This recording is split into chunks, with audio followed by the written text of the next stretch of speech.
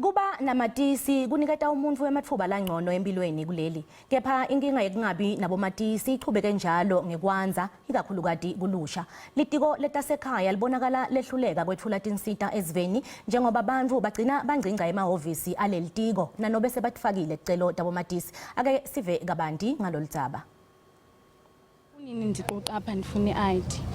Bathi bona bana ayike bayazi babe beshawutisa benqolisa pha.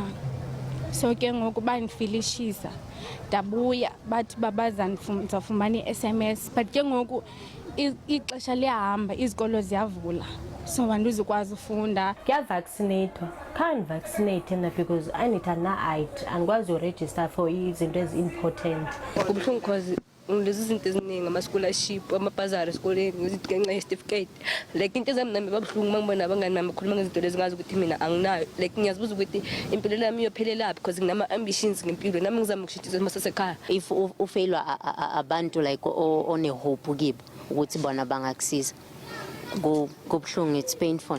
Neminyaka isifikile ukuthi ngihola umndende ngoku andinayo amaphathukhulu ukuthi ngiyofuna ema-home affairs ukuthi ngithole i-ID.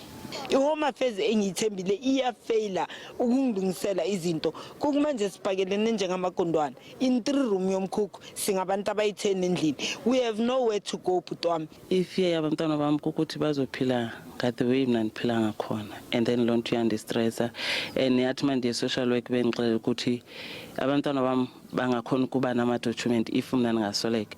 I will really appreciate ngitholile i-ID nami like ngifuna ukufana nabanye, you know.